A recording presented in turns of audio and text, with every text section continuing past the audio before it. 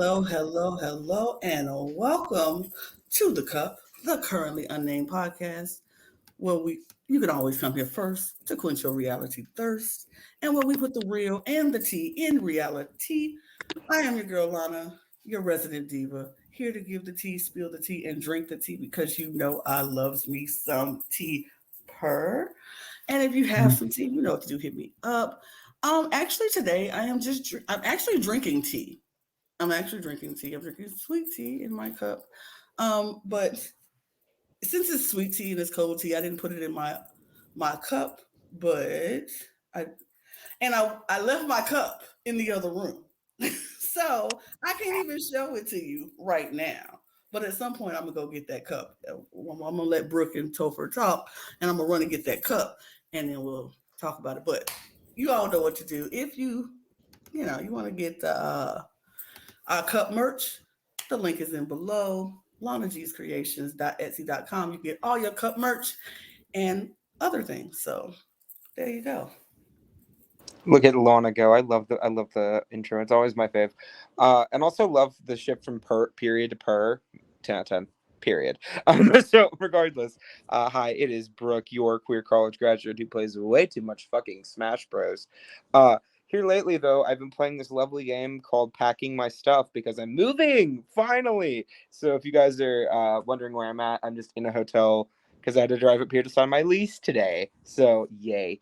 And I am very excited because time after time I have been told that I have been too high on this talent, but I just wanted to show you that you need to think. You should have been thinking positive, Ali. There you go. My man got an IC title match. By the way, here it is. The cup. Get your cup merch. Period. Okay. And your cup hat. Don't forget about the cup hat. The cup hat, the cup shirt to come, the cup sweatpants, all of that to come. Mm-hmm. And we have a special guest. Hi, I'm Topher. I put the T in Topher. And I am so excited to be here. I've been a huge wrestling fan for my whole life. I always tell people, yes, I did watch wrestling when I was younger and I never stopped. So I am thoroughly, especially this hot of a year. It is 2023 and wrestling, I don't think, has been this hot since 2005 John Cena era. So we are in a updo, if you will. And updo, if you will. Updo. Yeah. Shout out to our Drag Race fans. Yeah. You can check all our Drag Race content out on our page. Yes. So we are talking about Night of Champions in Saudi Arabia. Not too excited. I have not been excited about a Saudi Arabia show before in a long time, I will say. This one I might be a little bit more excited about than I've ever been about any Saudi Arabia show for a few reasons. But I have high hopes for this show. I'll say that. Infamously, the Saudi Arabia shows have been a bit cursed. We've seen such Matt classics as The Undertaker versus Goldberg, Brothers of Destruction versus DX. But sometimes we have gotten a few bangers here and there. This card is the most current card I think they've ever had at a Saudi Arabia show, with only one legend really on the card at all. So I'm really excited. I'm not really excited. The bell curve of Saudi Arabia shows. I'm excited for this show compared to other Saudi Arabia shows. Oh. I think when we first heard about Saudi Arabia shows and they announced the greatest Royal Rumble ever, those of us that were fans back in 2019, we all got our hopes up. We were like, okay, this is interesting. This is big. They're presenting this as an amazing super show. And then when we watched it afterwards, we realized, oh, it's relatively inconsequential. This may just be a glorified house show. And because of that, I think Saudi Arabia shows, not negating the fact that they're actually in Saudi Arabia, which is its own set of problems, I think have basically taken a back seat when it comes to watchable events. But this one I'm really looking forward to, and it's going to have serious consequences. Interesting. See, Um, you know what I'm excited about, right? That we get to finally go back to the beautiful tourist city of Jeddah, Saudi Arabia. I mean, how many times are we going to hear that on the broadcast? Fun fact, if you're not familiar and you've not watched any of the Saudi shows, which one, I salute you. I wish I had that much discipline. Just anytime you hear Michael Cole on commentary say the beautiful tourist city of Jeddah, Saudi Arabia, which will be quoted verbatim on this broadcast, I guarantee it, at least 5 times. Take a shot. Have a good time. it's going to be said. You'll probably be drunk before the end of the day. And since it's day for most of us, night for some of you, you'll be drunk by the end of the night or day. So enjoy yourself. Enjoy yourself. So, okay, go ahead. I was going to say, and that's the other beautiful part. If it is a bad show, it is a day show, so you have the rest of the night to to do something else. A night Trying was off not of that. wasted to Night of Champions. Mhm. And you know, this isn't Agreed. even the only major wrestling show going on this weekend because Sunday, not only do we have NXT Battleground, but we have AEW Double or Nothing is the same night. Mhm. First time since the late 80s, 2 major wrestling promotions have ran a pay-per-view on the same day. It is kind of crazy, I'm not going to lie. AEW's Double or Nothing is going up against NXT's Battleground. Yeah. You know, the WWE's ran this experiment before. I don't think it's going to end well for them.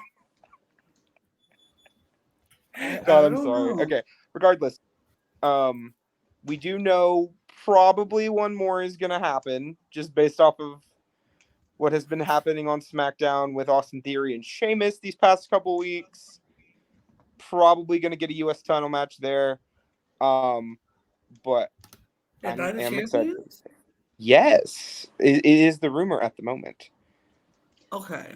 So I'll preface this by saying if there are rumors and they have not announced the show or the matches up until this point, they're probably not on the slide that I'm going to present because I only did. And I think I got everybody on the show, but I'm not sure. So if we're missing somebody on the slide, that's even if they've been announced, I might have missed it. Like you said, a legend. Is it a female legend? Yeah, Trish Stratus. That's what I thought. Mm-hmm. Yeah, Okay. she's in the Hall of I Fame. She counts. She does count. She does Mhm. definitely count. All of sure. I wanted to make sure because I thought I saw that, but then I was like, I didn't see it anywhere else. And I was like, is that a rumor or is that for real? Mhm. Okay. If it is real, then You know, and one thing I do want to say before we get like deep into this, I am so happy that we are getting 3 women's matches say at this that. pay-per-view that have been Mhm. confirmed.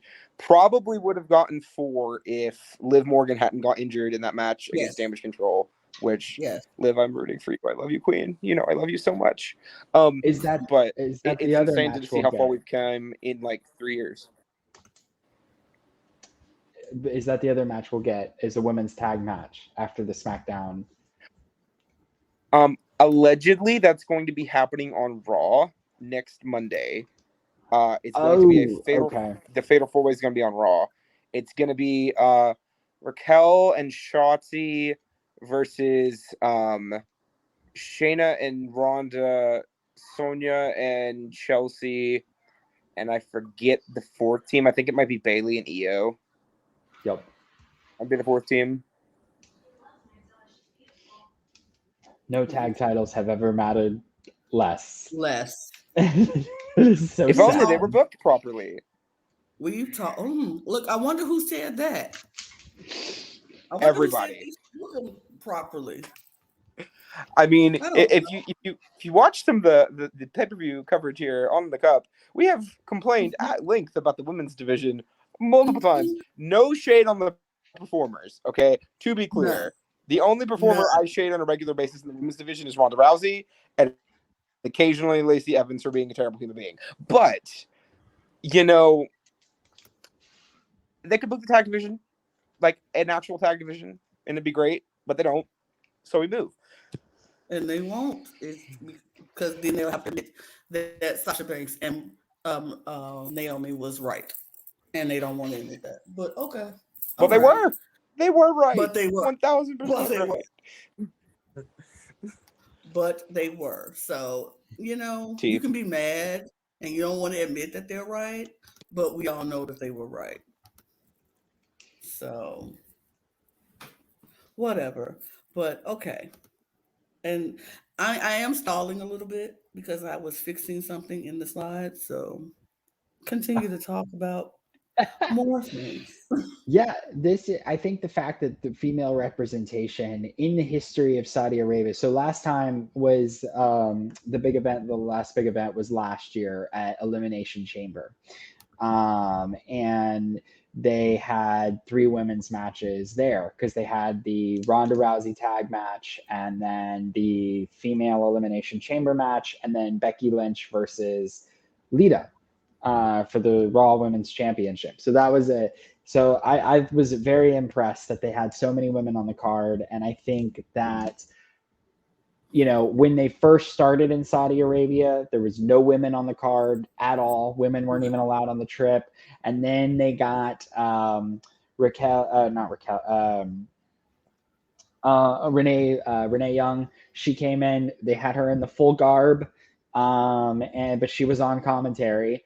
And then they moved forward with continuing to have women's matches. And I think that the culture is shifting in Saudi Arabia, Yes. and I think that WWE does have an impact on that.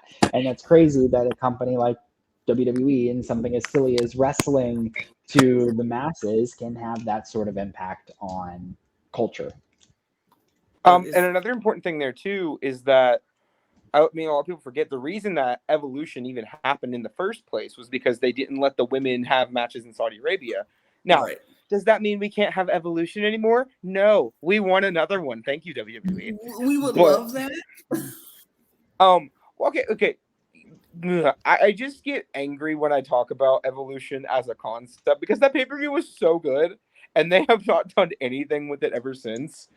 But I mean, I get it to a degree because you don't want to make it like, oh, we're just now doing this with all the women, but like at the same time, we're still getting like 4 to 5 women's matches on pay-per-view max, rarely more than 3. Minutes.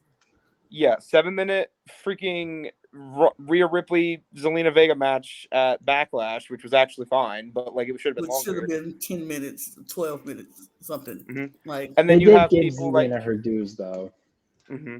Well, and then you have people like Sami Zayn, the Usos, Kevin Owens, and Matt Riddle getting a 25-minute tag team match, which was good. And sure, at WrestleMania it made sense, but you could have cut off 10 minutes of that match and shaved it into some other stuff. But we move. We move. We move. And let's move on to this. Let's talk about these matches here because it's gonna be good. And I don't have the order of which match comes what, so the slides are probably not in the order of the way they are going to appear on the show, but we'll talk about it. I'm going to go full screen so I can see everything clearer. All right, so the first match I have. Oh wait, no, this is already wrong. Stop. Because this is the old slideshow, the one I did not fix. See, this is why I try to fix iconic.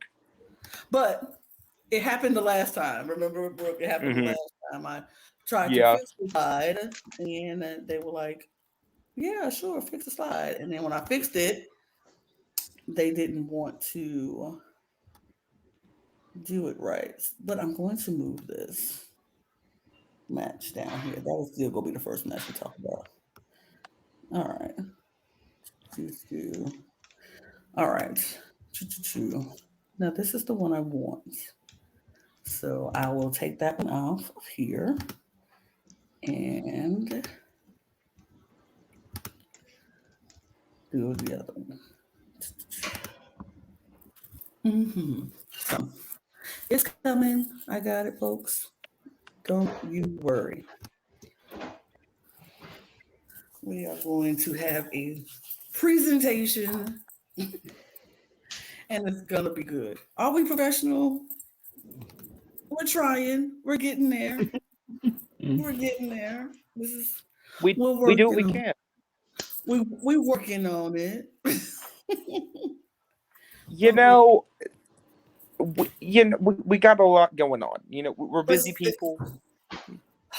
We can only remember so much, I say. And I got this together this afternoon. Now, I thought I was on the ball, y'all. I got this together early this afternoon because I was like, I am not going to have time once I get home to do it. So I got it together, put all the slides together. Then I realized I am missing slides. But here we go. Done and done. Now, and y'all gonna say, did you change it because it still looks the same? But yeah, I did. But I moved it. But this is gonna be the first match we talk about. First match we're gonna talk about is Rhea Ripley versus Natalya for the SmackDown Women's Championship. Although they're both on Raw. But whatever. I mean, to be fair, I feel like this is the prime example of WWE going, well, if we don't know what to do, use Natalya. So, I agree. Rhea Ripley is the hottest heel that WWE has right now, tied to the hottest male heel in Dominic that WWE has right now. And she is so compelling as a superstar and as a character. And all they have to do, she literally could be the Roman Reigns that is in the men's division. And all they have to do is build up compelling baby faces and feed them to her. And what do? They have just Natalya popping up out of nowhere in a match without any sort of real formal build. Zelina Vega did not really have a formal build. Like, give us a reason to think that, like, something other than Rhea squashing Natalya is going to happen. Now, I would like to take umbrage real quick with the statement that Rhea Ripley versus Zelina Vega had no build, because they at least had 3 weeks on TV of, like, low-key fighting between their stables. I can deal with that. This is really no build.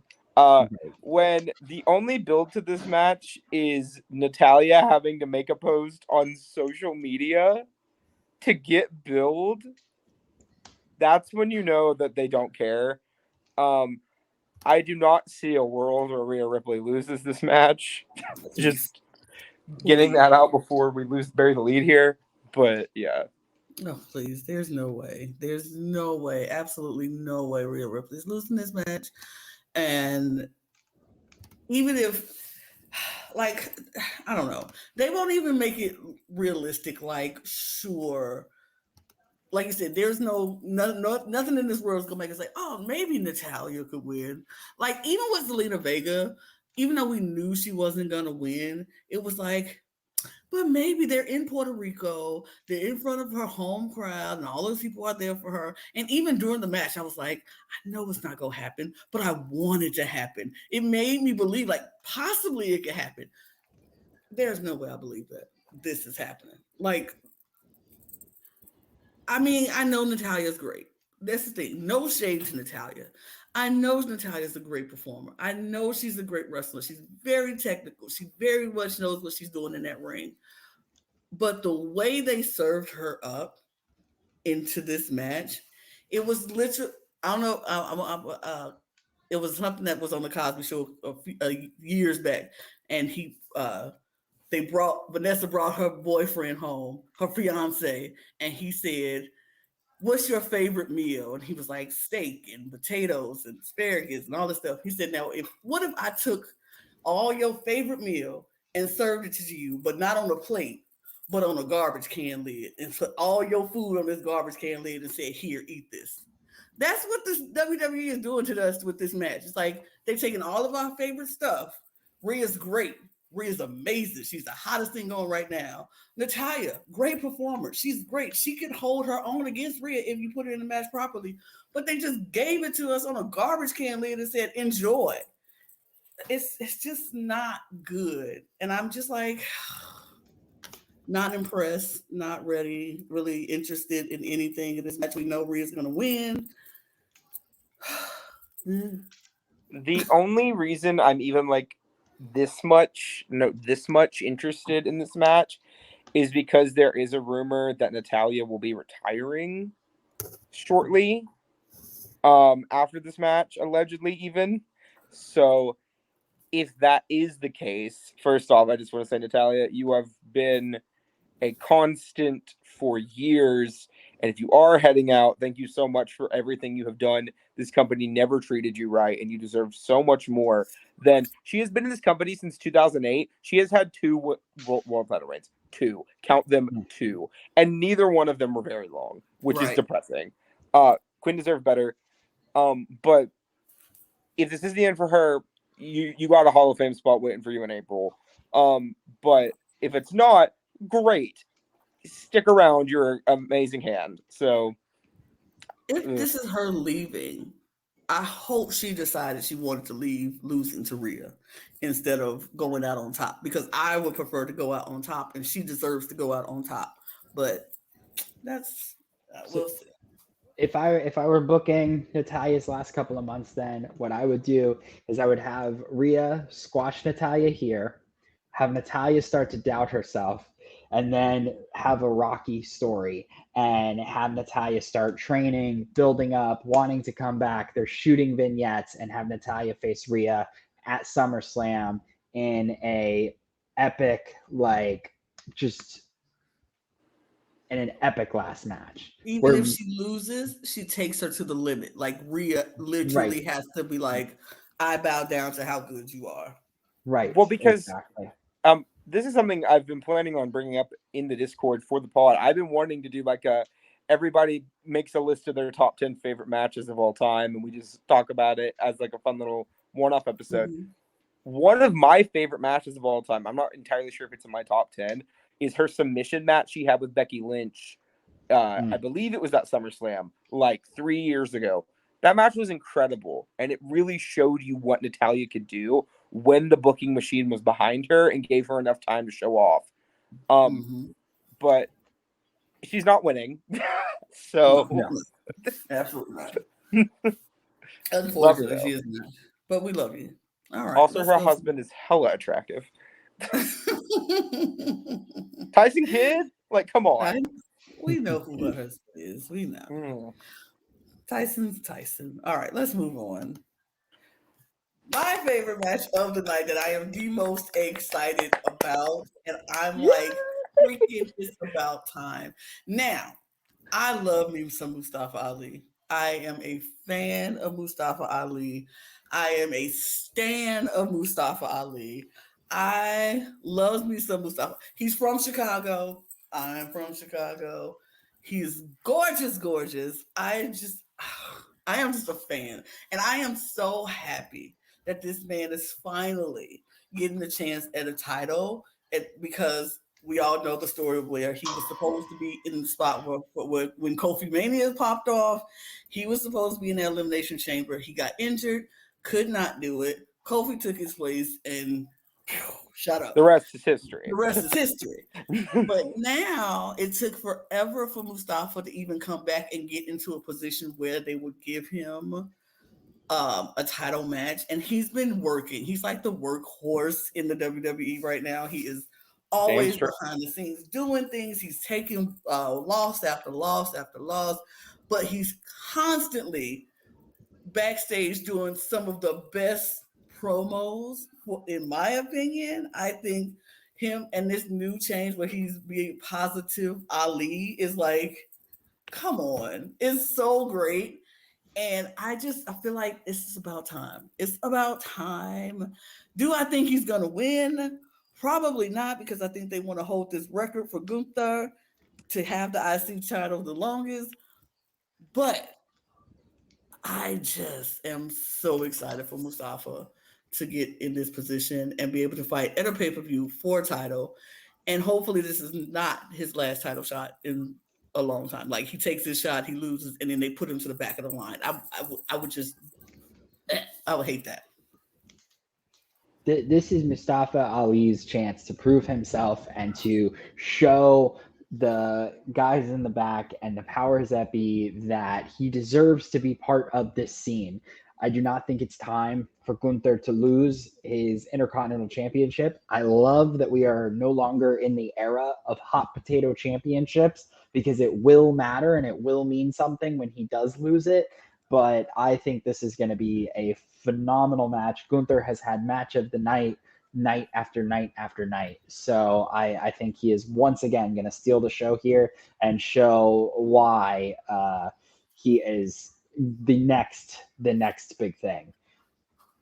I mean, as you all can tell from my little headline down there underneath my name, and as I have made abundantly clear ever since we started doing these predictions and reviews since the Royal Rumble, I am the Mustafa Ali fan in this fan group. Even if we all like him, even if we all love him, even if me and Lana are stans, this is my man, okay?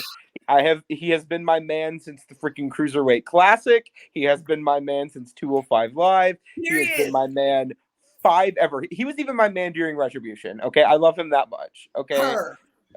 So,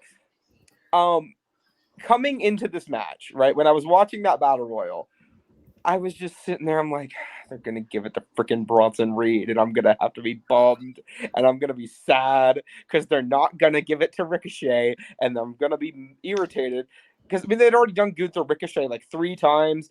Fun fact, if people don't remember, Gunther beat Ricochet for the IC title to begin with. So, like, they're not going to do that again, and I'm just sitting there like, Ali's about to lose to Bronson Reed, and then he won the Battle Royal, and I lost my mind. I was so happy. This past Monday on Raw was very interesting to me. Also, just to be clear, usually we upload early Saturday, the day of the pay-per-view. Not sure if we're doing this tomorrow, the day after. Tomorrow, okay. We are recording this as of today on May the 25th, which is the Thursday before the pay-per-view, so we have not seen SmackDown, but we have seen Raw. On Raw, he was cutting this promo, and then he got interrupted by Brock Lesnar, who told him, and I quote, "Get a life, kid." And then that was the end of the segment. And then Ali cut the rest of his promo on his social media, right? And I watched this promo, and there was no positive Ali gimmick. There was none of it. It was just him talking, and it was so compelling. The end of that promo made me worried. I'm not going to lie, because the end of that promo, if you have not seen it, he said, if I don't win this match, then I'm going to have to go away for a while. And when I heard that, I'm like, oh, so that's why he's a free agent, because he won't be on Raw for a little bit. But there is this, like, tiny, like, 3% part of my brain that is saying, hey, they're in Saudi Arabia. I know he's from Chicago, but he's at least of Middle Eastern descent, and he's a Muslim. So maybe, just maybe, they'll give him the win. And, like, I don't think they should, even if I want him to be IC champion. I think Ali coming back in, like, a year and taking the belt off Gunther at WrestleMania 40 would be incredible, because Gunther should have that belt until WrestleMania next year. Fight me. But Gunther is this close. He is literally just under 100 days. 3rd longest reign in the history of the belt. And the 2 people he has left to beat are the Honky Tonk Man, who's been the longest reigning IC champ since 1987, mind you. And arguably one of the greatest of all time, Randy Savage, right? Those are the only 2. So if Gunther does not break this record, no one's breaking it ever. It's just not going to happen. They have, and like Topher said, he has been putting on match of the night over and over and over again.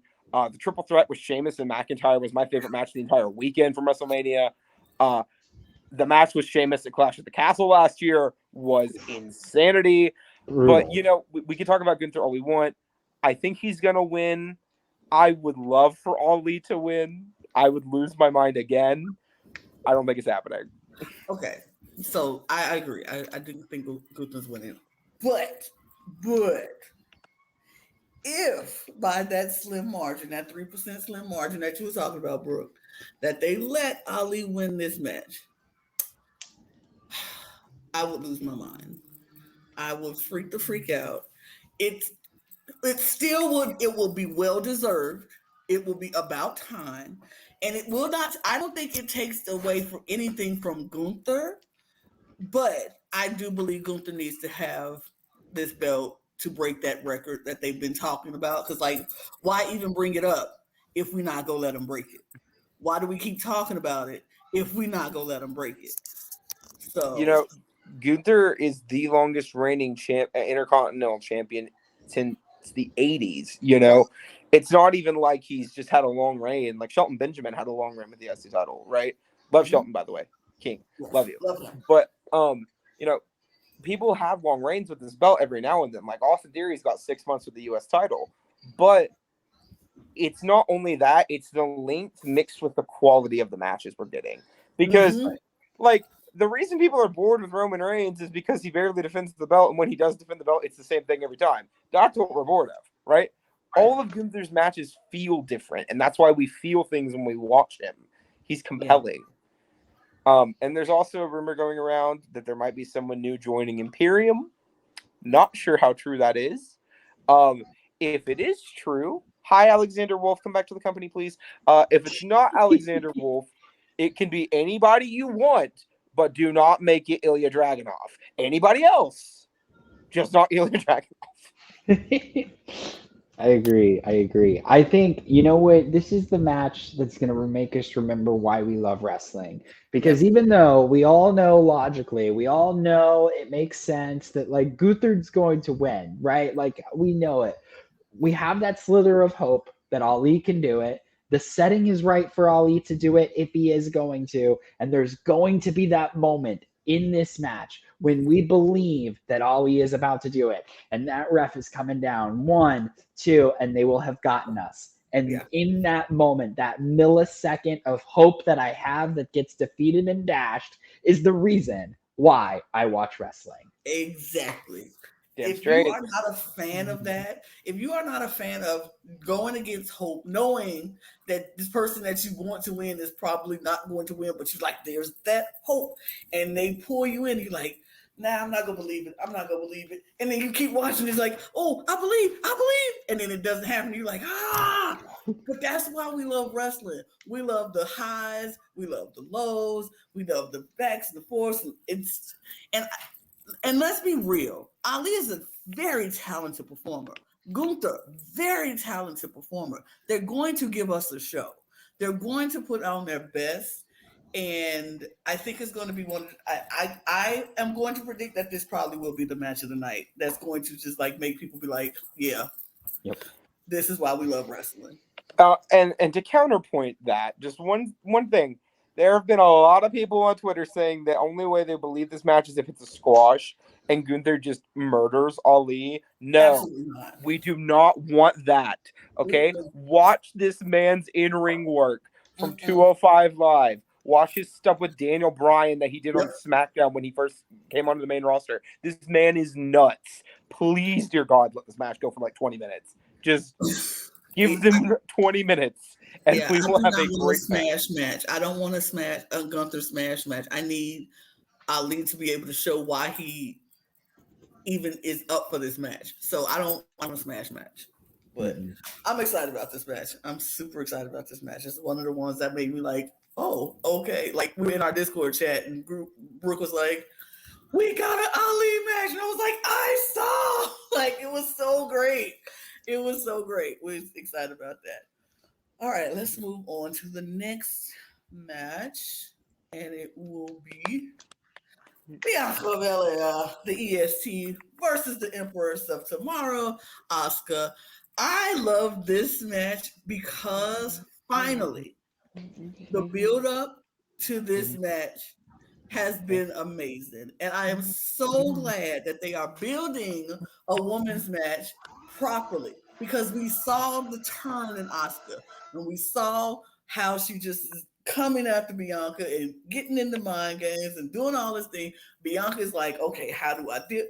I love a good build up to a match, and they have built this one up the way I like it because they don't always do that, as we see Rhea, Natalia, and even um Backlash with Rhea and Selena. No build up. Bianca and and Io, no build up. It was just like, here you go, here's the matches. This has been built, so I love that. I'm excited Mm-hmm. because I think we are finally at the right place in time where Bianca can lose the belt. Yes. Now, I don't know if that's the popular opinion. I don't really care, to be honest. Bianca is now the longest reigning Women's champion. Asuka, in my opinion, should have won at Mania to begin with, but we move. I love Bianca. Again, don't get me wrong. I'm just sick of Bianca being John Cena. I love her to death. But they are making her female John Cena, and she needs to take an L every now and then. Same thing as John. Now, is Roman Reigns worse? Yes, but we'll get to that.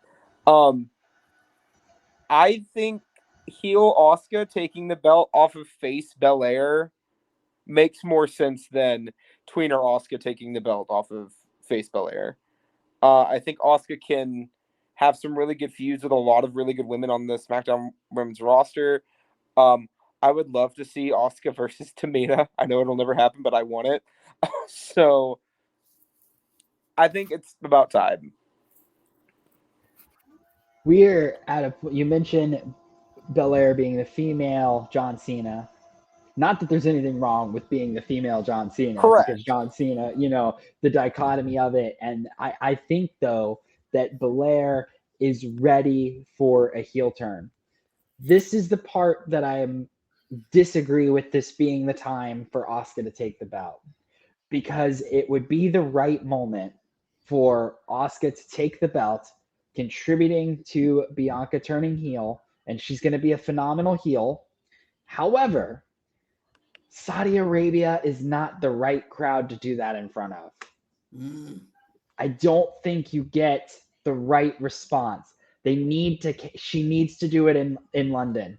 She's got to do it in London, because that is a wrestler's wrestling fan. And I think London is that crowd that is starting to that's the Cena sucks crowd. That's the same crowd that in Puerto Rico was starting to boo Bianca. If she's gonna do the heel turn, she needs to do it in London. And so for that, I think she has to hold on to the belt just one more pay-per-view longer, PLE longer. I could see that. I mean, I can agree with that. I don't know if that's going to happen because I don't know if the people behind the scenes of WWE will do that. But this is my conundrum with this, because if we're not going to take the belt off of Bianca here, that means we're going to have yet another match with Asuka and Bianca at Money in the Bank. And I'm like, I guess third time's a charm would be for Asuka to win in London instead of here. I'm tired of Asuka getting championship matches and then losing, because Asuka deserves way better than that. And I love Bianca Belair. Like, I am a stan of Bianca Belair. And I was very happy when she won in Mania, even though because I thought she wasn't. I thought they were taking it from her in Mania. But if we go here and they're like, we will take it off of her in London, I would have rather them not even have this match. I would have rather Right. them not even have this match to have Asuka come in and lose. Now, if she does come in here and lose, and that turns Asuka into an even bigger heel where she is just downright disrespectful, I wouldn't be mad at that. Like, I want the villain Asuka, where she just is pissed. She is sick and tired of coming in matches and losing, and she is going after Bianca with everything. Like, Bianca can't get no rest because Asuka is always there. We hadn't had a woman villain like that. Like, the villains where they go to their house and start stuff. Like, we ain't seen nobody go to nobody's house in the women's division. Besides, but that was Dominic going to his Ray's house with, and Rhea just happened to be there with him. I want to see Asuka go to the point where she is so mad and she is so upset where she won't get off of Bianca's neck. Every week is something. Every turn she get is something. And it's like, now it's personal. That's the only way I can imagine them, or I would want them to have Asuka lose again, where it turns her into a personal heel against Bianca. Like this vendetta is now personal. But if we're not gonna do that, then just let Asuka win, because I'm sick and tired of Asuka coming into these championship matches and losing when she had deserved so much better than that. You're right. Because then they run the risk of sorry. No, you're good. Go ahead. Then they run the risk of Asuka basically becoming this next generation's Natalya. And we do not want to see that, where she's constantly being given championship opportunities and she's just jobbing all of the time. Jobber to the stars, even in the beautiful tourist city of Jeddah. I love it. I love it, Topher. Yes, Topher, read that freaking propaganda machine. My thing with Asuka, right? And this is just me and my opinion, and I could be totally out of line for saying this. She doesn't have a ton of time left in the ring. Okay, we ignore it because, in our mind, Asuka just, burst on the scene in like 2016, 2017, depending on if you watched NXT, and took the world by storm and all this other stuff. She's in her mid-40s. Yeah. She's around the same age as like AJ Styles. And we don't talk about it very often, mainly because one, don't talk about it with age, period. That, but two, and perhaps more importantly, we don't really consider it because we kind of live in this North American wrestling bubble sometimes. Mm-hmm. And all of her work before she came up into WWE was in Japan. So I hope that however much time she has left in the company, which if it were me, I want her to wrestling as long as she feels like she is physically able. But again, I'm not Asuka, so that is not up to me. But depending on how much time she has left, I hope she doesn't turn into that Natalya-like figure. Again, no shade to Natalya, but like where that slot is on the card for her, because she has the capacity. She could wrestle a mop, and I would be entertained, right? Mm-hmm. And it's just she's that captivating. Her charisma is off the charts, and I really just want to see her hold gold. She hasn't had a belt since 2020. Yeah. Well, 2021, because she lost the belt to Rhea at Mania that year. But still, like, it's been too long. Yeah, I do. I want her to win. If they don't do it this time, and I would rather them just go and do it this time and call it a day. And as much as I love Bianca, she's had it for the longest. She's the longest reigning Raw Women's Champion, and I think it's time for I do think it's time for Bianca to have her heel turn, and so I want her to go that route like Becky did when she lost her belt. Like, now I'm determined to get it back, and it turns her into a whole completely different person. So I'm ready for that. I would rather them do it this time and let Asuka win it and call it a day, because I don't want to see another match go by and Asuka is not the winner when she deserves to win. She has proven herself over and over and over and over again how great she is, and they need to start they just have to start acknowledging that and giving her flowers, period. So that is that. Any other thoughts before we go move? All right, let's move to this next match. It is the AJ Styles versus Seth freaking Rollins for the new World Heavyweight Championship. Well, this is going to be the first time anybody is going to hold this brand new belt and I'm like, could this be more obvious? Because, in my opinion, in my little humble opinion, this is going to be a great match, because both of these wrestlers are amazing and they're going to put on the best show. But AJ Styles is already on SmackDown, when Seth Rollins is on Raw, and this title is going back to Raw. So Sure, you could say, well, if AJ wins, he'll just be on Raw. Sure, you could say that. Probably not going to happen. I see Seth Rollins winning this. We said Seth Rollins is going to win this when they announced the tournament. And when they, like, literally on our podcast, we were like, Seth Rollins is going to win this belt. He was on We did. everybody's short list, everybody's short list, and then tops of everybody's short list. Like, everybody said Seth Rollins is going to win. I believe that. I'm sticking to it. Seth Rollins is going to win this match, but it's going to be a phenomenal match to watch. We forget, Triple H is in charge of booking, and ages ago, long time ago, in a galaxy not too far away, there was this brand new shiny belt that had this big gold X in the middle. I don't know if anyone knows about it. It's like the NXT World Championship.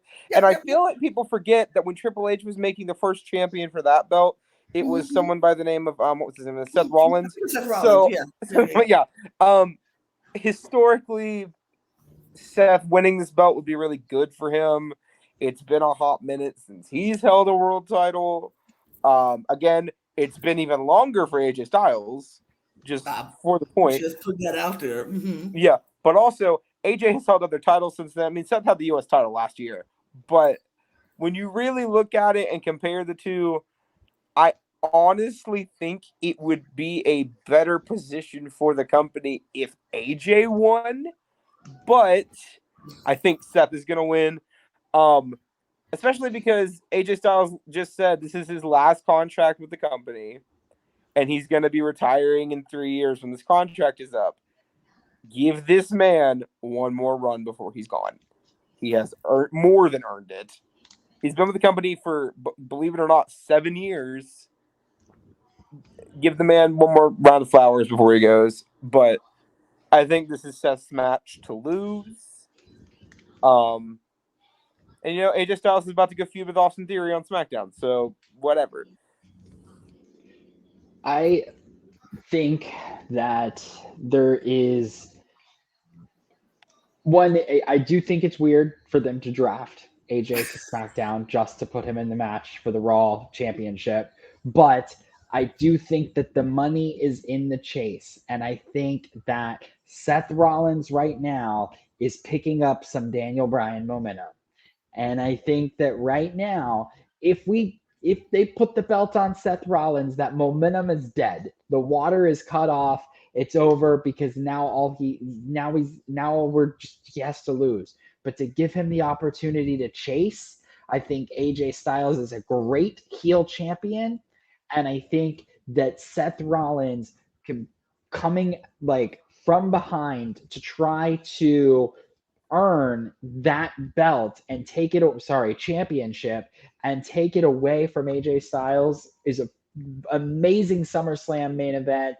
And I absolutely think, and what better irony than AJ Styles winning the World Heavyweight Championship on the other side of the globe that he doesn't believe in. Oh, no. Okay. First off, 1, I love the belt joke, 10 out of 10. 2, I love the AJ Styles is a flat earther joke, even better. But I don't think the earth is flat. I just think the theory is There's just something to it. There's something to it. If you are not familiar with what we're talking about, which a lot of it seems like she is not based on her face. Oh, no, I'm familiar. I'm just trying not to. But go look up Daniel Bryan calls AJ Styles a flat earther. It will make your day. But regardless, God, I did not think this was going to be coming up in conversation today. Topher, you need to be on every episode. Look, I've already invited. Yep, have done that for sure. Wes is not here today. He is being a responsible boy and going to another thing and doing other stuff. But he has told me to tell people that this is his the match he is the most excited for. On a card he is not very excited for. And that he also thinks Seth Rollins is going to win, just for the record. Mm-hmm. But for me, I think Seth will win, but I want AJ to win. I kind of agree. I do know. I think Seth will win, but I kind of want AJ to win for the reason of I agree with you, Topher, that AJ Seth Rollins is for the chase. It will be so much because Seth Rollins is such at the top right now. If I mean he's the WWE universe absolutely adores Seth Rollins, absolutely adores him. Now, when if he wins, they're going to still adore him, but then he has to lose eventually. Either he's going to hold it on for so long where people are going to get sick of him, or he's going to have to lose. And then when he loses, it kind of takes the momentum away. And then I don't know.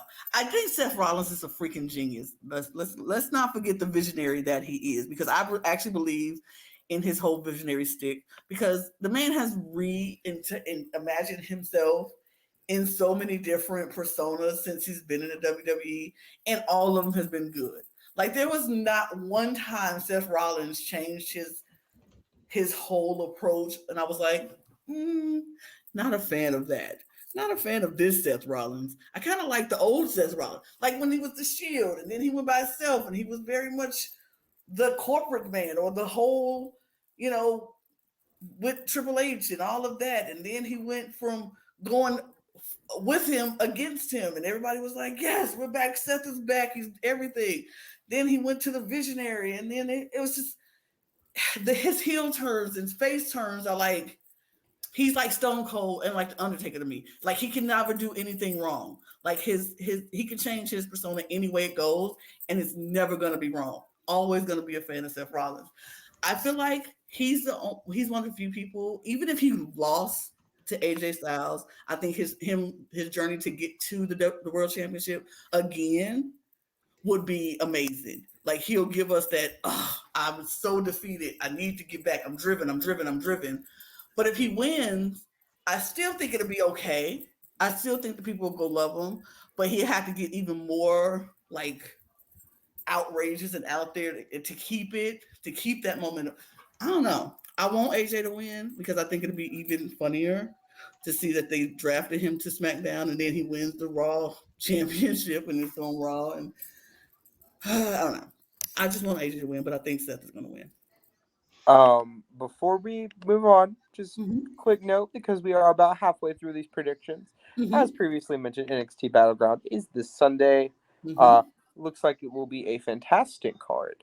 Not gonna do predictions for it because one, most of us don't watch weekly NXT, I would assume, and secondly, even if we did, it's 6 matches, and that's a lot. But uh, tune in if you have time and you're not watching Double or Nothing. It should be a great match card. There you go. I'll probably watch, so we'll probably mention it on the recap show. We'll mention it because I enjoyed the last NXT pay per view very much. So Good stuff. good stuff. Let's move on. Mm. Cody Rhodes, Brock Lesnar. You all can talk about it because Yo, yeah, Lana, quick question. Do you have my little rant card sitting in front of you right now? I actually I do. Hold on, just Yeah, one go ahead and second. punch one of the holes in it for me if you don't care. Um, I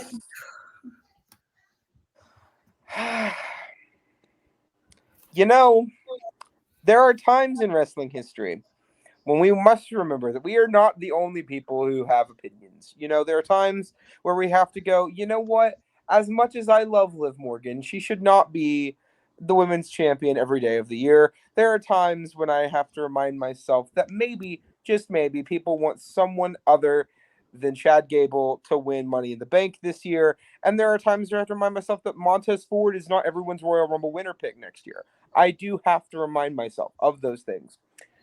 However, I have not talked to a single person who is legitimately excited for Cody Rhodes versus Brock Lesnar Part 2. I do not know anybody who wants this match to happen. I don't know anybody who wants this feud to happen. I don't know anybody who is even curious about where this goes. This should have been at most a one-off. Maybe you could argue that you could have had like a promo on Raw after the fact from Brock. going in a different direction, or maybe retiring, which he should do.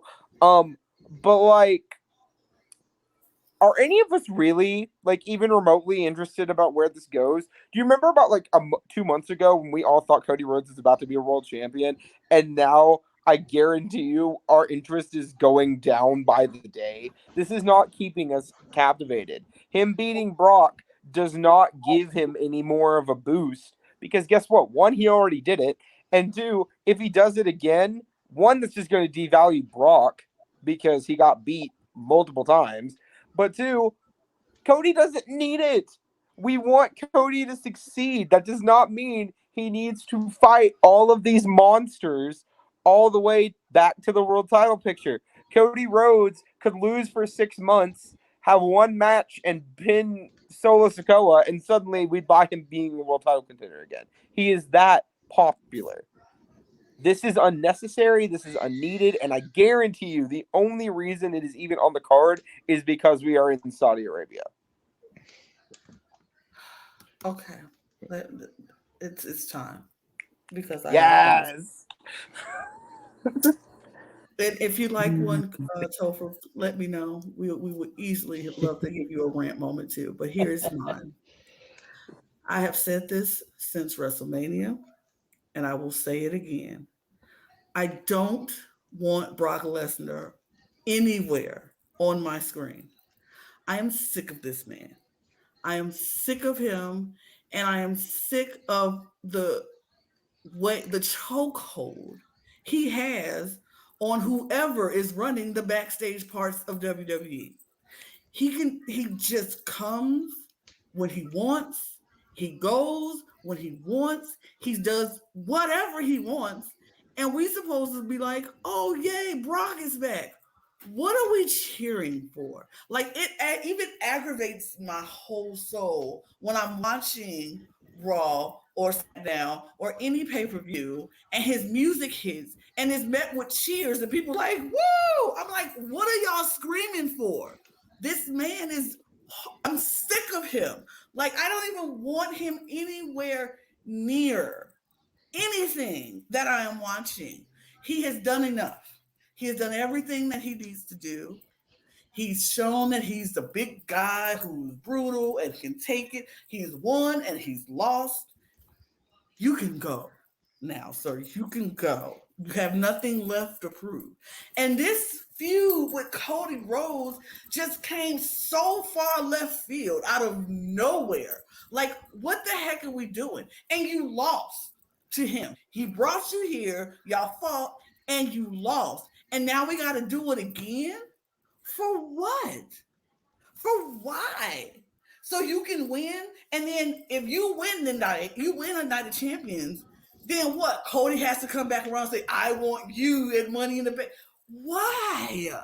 What are we doing this for? What does this prove? What does this do for either one of them?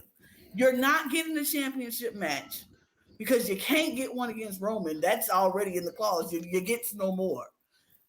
So instead of you going for the world championship, which you could have done, you're starting a feud with Cody to just go back and forth with what's the end results here? Like, what are we fighting for? There's no belts on the line. There's no future to get a belt on the line. It's just literally you're fighting for nothing. And it's boring. And I'm tired. I'm tired. Thank you. And I am done. And to add on to the statement of this isn't for a title, does anyone not remember when Night of Champions was a pay-per-view like 6-7 years ago, and even before then when Night of Champions was a pay-per-view, and the theme was literally every time that every match was for a championship, right? And that every championship would be defended. Correct me if I'm wrong, but not only is this match here, but we also have another match we're going to talk about later that aren't for belts. There are belts that are not going to be defended. We haven't heard about the U.S. title. We assume that's going to be defended. But, I mean, even then, where's the Universal and WWE titles? Oh, wait, Roman's in a match for the tag belts. So we'll be talking about that later. But This should be King of the Ring. This should have still be King of the Ring. I Topher, would you like a I rant? think. Would you like a Well, I rant? don't have a rant about this match Okay. specifically, so All right. I will save my rant for a little bit later. Okay. However, I think when Brock Lesnar beat Cody Rhodes senseless the night after WrestleMania, I was intrigued.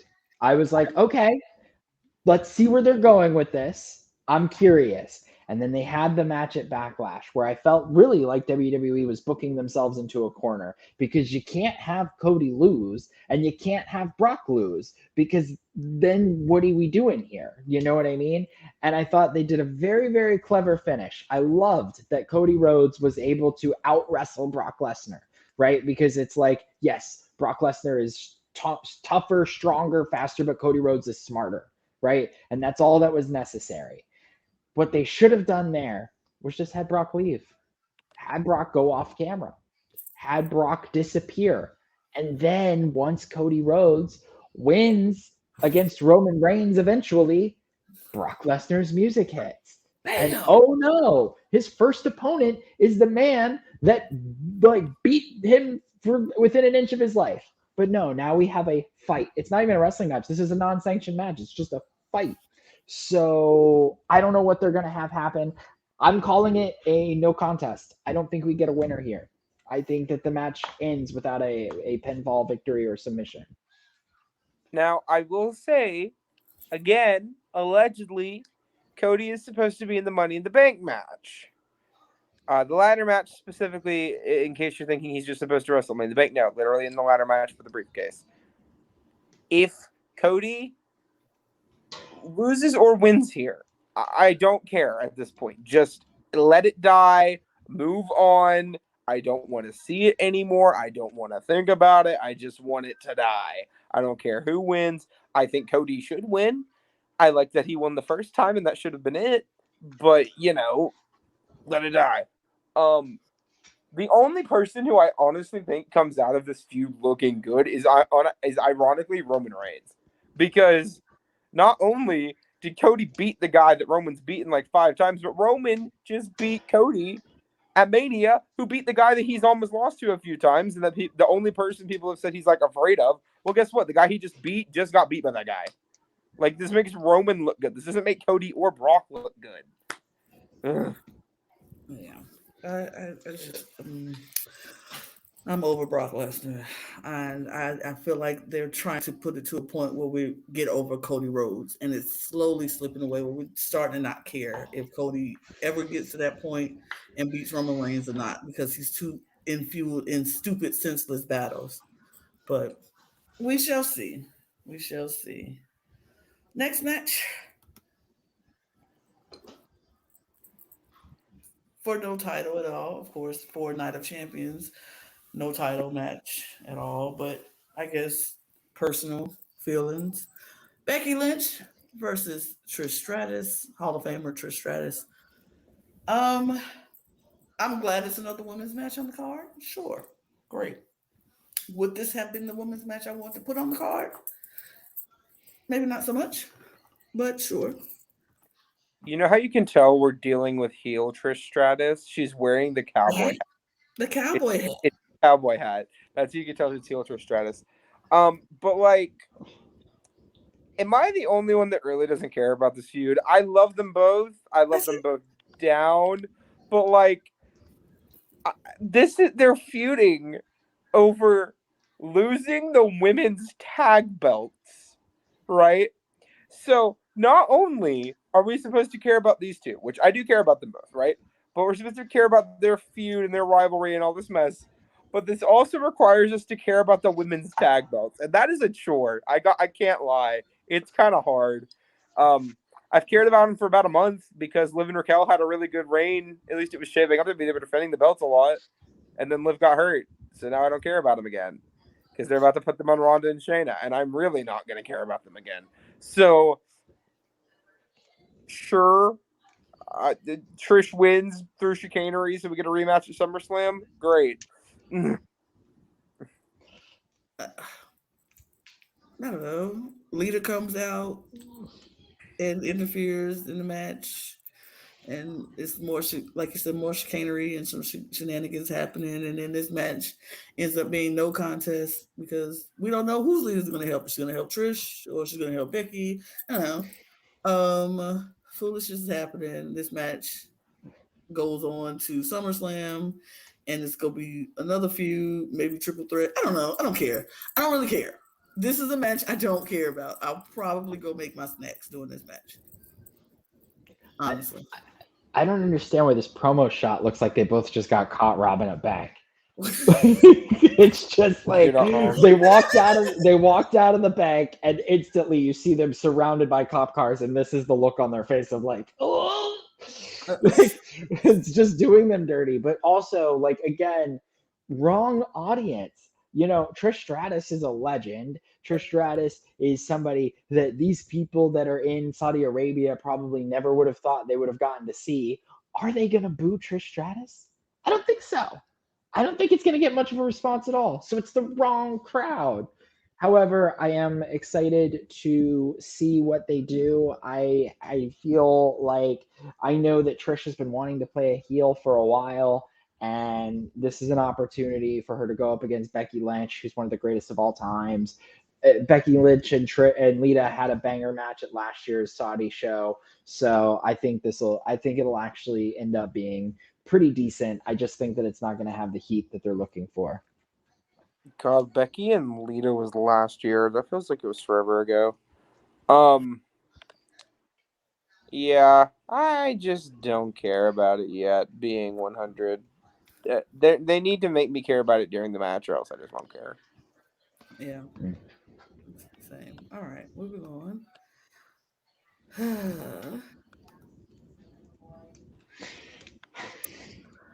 Roman Reigns, Solo Sikoa versus the Tag Team Championship of Kevin Owens and Sami Zayn. This match is the most confusing and why matches of the whole entire night. Like, why? This makes no sense. I feel like some people are going to need their rant banners, so I'm going to get prepared for that. But I, Oh, I so just, much rant. I, Much rant, such wow. Yeah, I this feel is like I the need to rant get time. ready for this. So hold on. Let me make sure I'm prepared properly because I feel like Brooke, your last rant was a rant, but I feel like this rant is going to be so much more and deserves so much more. Like, yeah, I feel like it deserves more. So I am going to give it the proper deserve rant that it should. Okay. So, okay, Brooke, if you're ready for your rant, I am Oh, ready for I am always ready to rant, Lonnie. You know me. like I You said. know, let me rewind a little bit, okay? Before we get into the meat and potatoes of this match, let's just take it back, okay? So last month at Backlash, or I guess the beginning of this month at Backlash, right? We had Sami Zayn, Kevin Owens, Matt Riddle versus Solo Sikoa and the Usos, right? No project, no titles were on the line. 6-man tag, standard affair, right? Yep. That point in time, I believe you remember me telling you very clearly, Lana, you and Wes, that I was sick of this feud. I did not care anymore. It should have ended at WrestleMania. Now, Yep. knowing where we are at now, and knowing Mm-hmm. that Sami Zayn and Kevin Owens 2 months ago were the biggest baby faces in the entire company, arguably in the entire sport of professional wrestling. Okay? Arguably. And honestly, it wouldn't even have to be a hard argue. I think a lot of people would just agree with it. Okay? Does anybody care about them now? Because at this point, I want them to drop the tag belts. I don't want them to keep feuding with Solo and Roman and the bloodline and all this mess. If this is all this tag reign is going to be, move on. Give the belts to freaking Alpha Academy. Give it to the Street Profits. Give it to fucking Maximum Male Models. I don't care. Literally anyone else. Okay? But here's the kicker. It cannot be Solo and Roman. If it is Solo and Roman, what are we here for? What are we doing? Why? What is the point? What is the purpose? Because Roman does not need 3 belts, much less 4 belts. And that's how many belts this man would fucking have. Oh, wait, I'm sorry, championships. So we are at the point now, okay, at this beautiful point in time where WWE has 3 options. 1, they can let this be where this feud dies. Please let this be where this feud dies, regardless of the winner, okay? 2, they can keep this feud going with Sami and Kevin still having the tag belts until, like, I guess arbitrarily SummerSlam, but Money in the Bank, please. Or 3, we can go into the darkest timeline, which is Solo and Roman winning the tag belts, which then makes the entire storyline of Sami and Kevin winning them off the bloodline completely pointless. So, and not only, and that's only part 1 of this rant, because we're going to part 2, which is that Roman Reigns is the world champion, the universal champion, the WWE champion, Roman 2 belts, okay, if you will. This man is going to be at this pay-per-view, right? We've been talking about it. Roman didn't defend his belts at Backlash, didn't defend them at, he didn't defend him at Backlash, okay? He defended him everywhere else this year, but he didn't defend him at Backlash, okay? So we have not gotten a WWE title match since WrestleMania. Mind you, WrestleMania, which was almost 2 months ago, okay? And we're going to go even longer without having a match. Does anybody remember that lovely rule from like the 90s where if you didn't defend your belt every 30 days, you got stripped, right? That they used on like Shawn Michaels and a couple other people for storyline convenience? Where's that? I want that. Please that. All that. Please all of that. All those. Please. Please. So now we're about to enter a world where Roman Reigns will become a 1,000-day world champion on Saturday. Fun fact, if you have not been keeping up with the active numbers, it's 1,000 this Saturday. And the second this reign is over, I want him gone. I want him off my TV screen for a long time. I want him gone at least until Royal Rumble next year. I want those belts off of him tomorrow, but they won't be off of him tomorrow because it's not going to happen until at least freaking SummerSlam. So congratulations, WWE. Not only have you made me further hate the bloodline in an X-Pac heat way, not in a good way, right? But you have also now made me apathetic towards Sami Zayn and Kevin Owens. You have accomplished the impossible. Congratulations, Federation. Congratulations, Triple H and Vince McMahon. You did it. You did it. Okay. Also, Sami and Kevin are winning. All right. So several months ago, when this show was first announced, they called it the King and Queen of the Ring. I was very excited for the return of King of the Ring and the first ever Queen of the Ring. We've had them, but not on pay-per-view, right? So this was the first, we were bringing it back. This was one of my favorite pay-per-views as a child, and we're bringing it back this year. But then wait, Roman Reigns wins at WrestleMania. Controversial, but albeit we'll see where it goes. And then we realize, oh, on Night of Champions, he becomes a 1,000-day champion.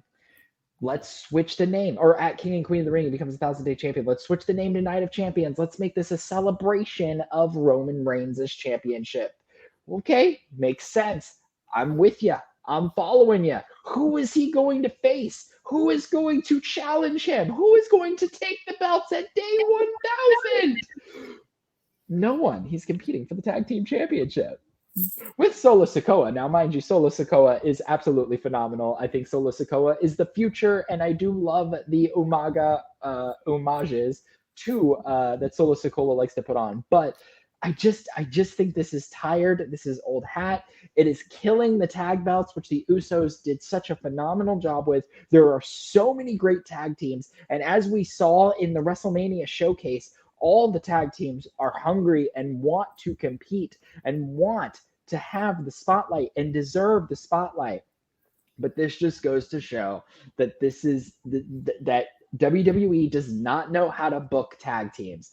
And so the only time the tag division shines is when WWE does not care about them and does not touch the tag belts and lets the underbelly, like what happened with the Hardys and Edge and Christian and the Dudleys back in the day, when they just do their thing because nobody's looking, the tag division thrives. The second somebody gets the attention, they're like, oh, let's bring the tag titles into the main event feud and throw it on, let's put the tag belts on Kane and The Undertaker. That'll be great. And they'll face Triple H and Stone Cold Steve Austin.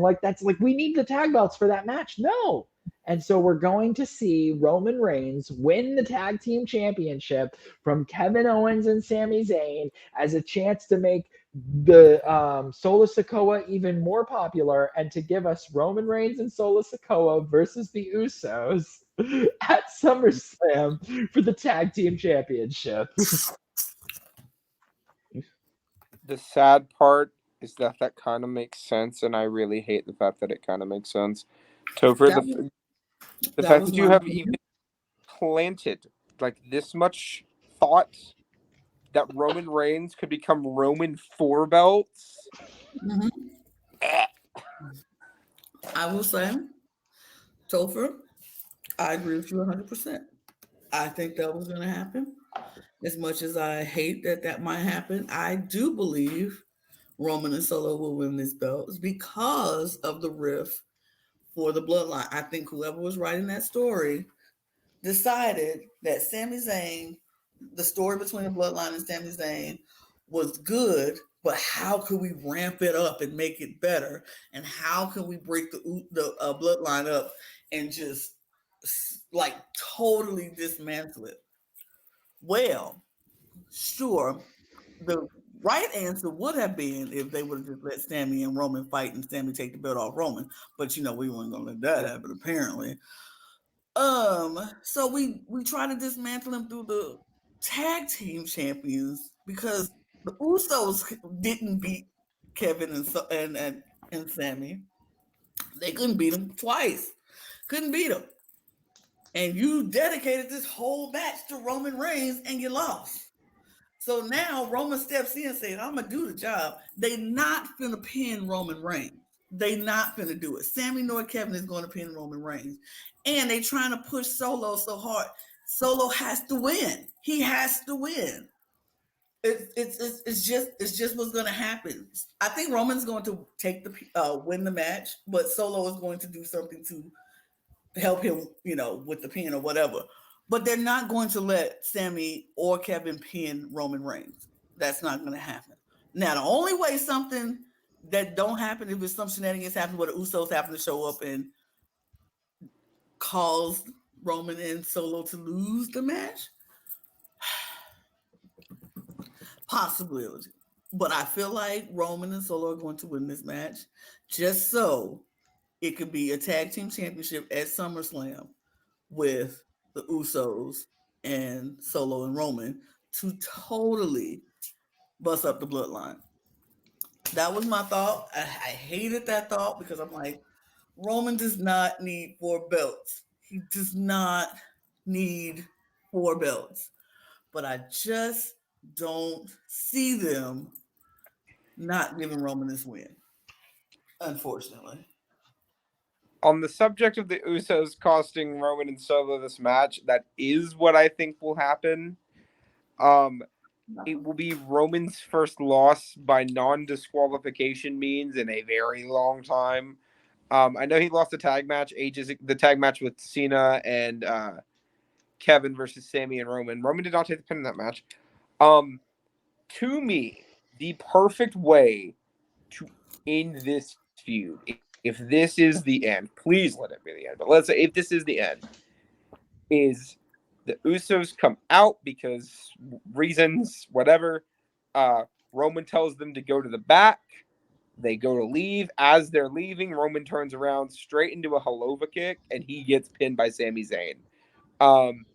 Because one, if Roman's about to lose the world titles, hopefully at like SummerSlam, we need him to start losing the mystique and the aura around him to make him look beatable.